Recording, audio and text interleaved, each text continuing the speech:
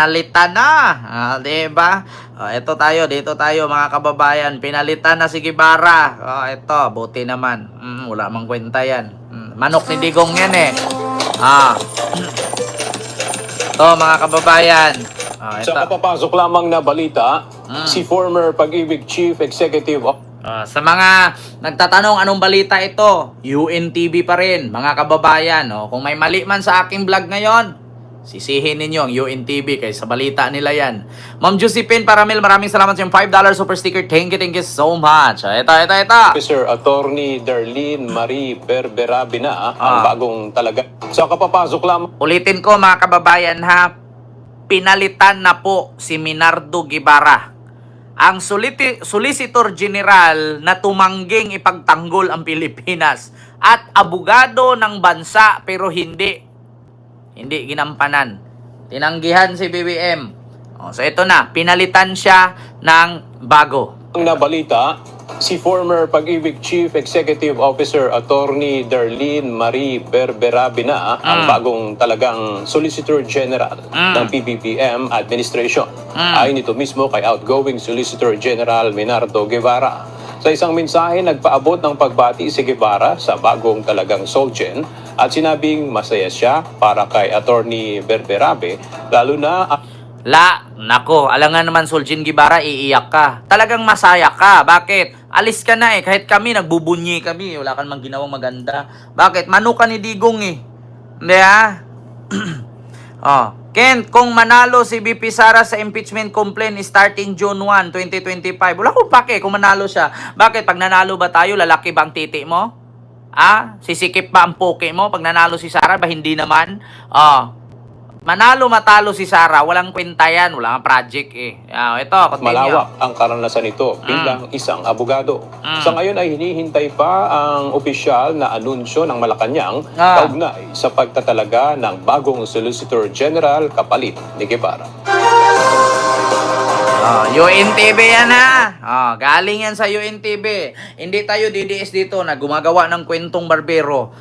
Oy, Pete Aguilar, maraming salamat po, or Pete Aguilar. Thank you so much po sa yung super sticker. Thank you so much po. Kent, ano ang chair natin pag nahuli si Roque? Bring him home. Ganun lang. Hindi ko pa naisip eh. Gagawa pa ako ng jingle eh. Jingle bells, jingle bells. Mag-donate na lang tayo, petroleum jelly niya. Naku, Roque, maraming titi sa Bilibid. Tandaan mo yan, Roque. Nako, wag ka na mag-inarte. Puro titi doon, Roque, sa Bilibid. Nako, ako nagsabi sa iyo, Roque, swak na swak, pasok na pasok. Nako, doon ka magka-AIDS.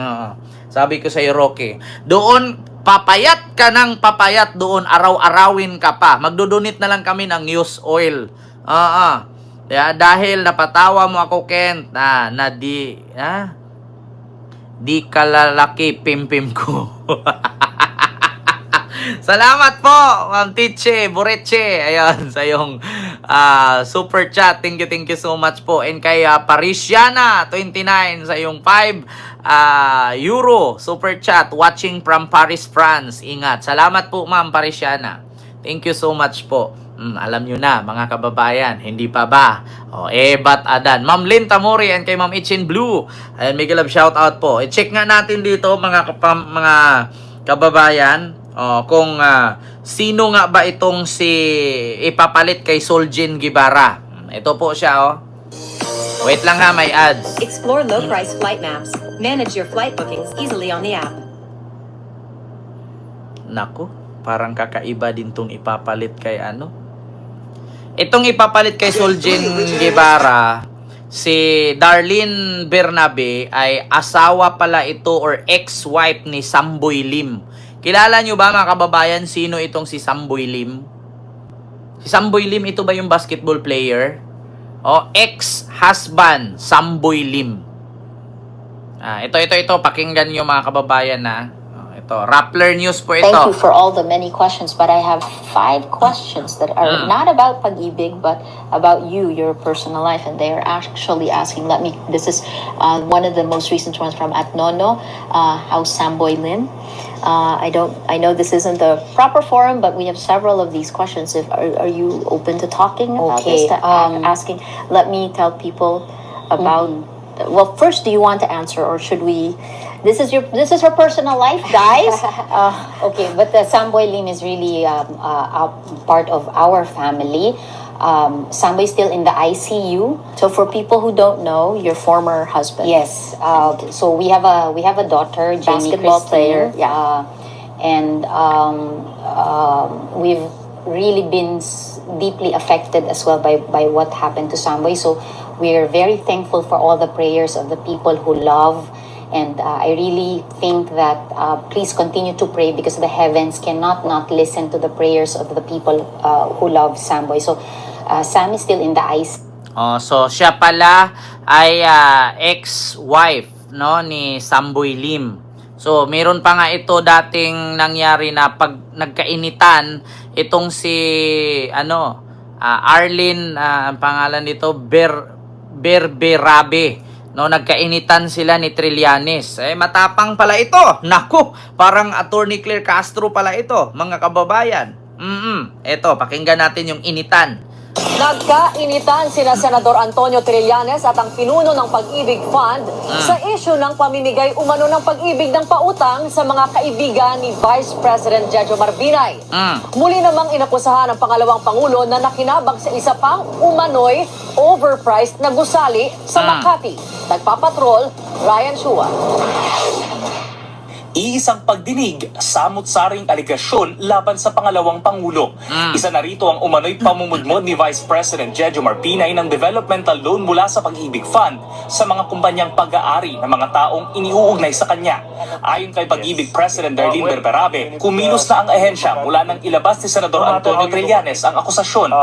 Nagrepaso kami ng mga developers at iniisip namin, sino kaya itong pinapatungkulan ni Senator Trillanes? Oo. Nakapag-flag off po kami ng mga a few developers na pwedeng bigyan ng interpretation na ito ay kaibigan ni Vice President Binay. Ito na, yung dinideny ninyo. Alam niyo, sa totoo lang, saludo talaga ako kay Trillanes. Bakit? Ito yung tao na, actually, hindi ko naman sa inaano dito kasi ito, issue talaga ni Trillanes ito. At ito ay, lahat ng binibitawan ni Trillanes ay meron talagang ebidensya. Kasi kung ito'y aligasyon at hindi totoo, hindi sasagot ang Pag-ibig dito. According dito kay Trillanes at kay Attorney Darlene, no? So, sa totoo lang, matapang pala talaga ito. Biroin mo si Trillanes noon, senador pa, pak. Gumaganon talaga. So sana na mas matibay at singtapang ito ni Attorney Claire Castro. Itong pinalit na bagong Solgen, kapalit kay Minardo Guevara. Oo, mga kababayan. Tapang pala nito. Di ba? Sir Emmanuel, maraming salamat. Sabi niya, laki ng tawa ko, Sir Kent. Pagsawa talaga si Harry Roque sa loob ng Bilibid. Sobrang laki ng mga burat doon.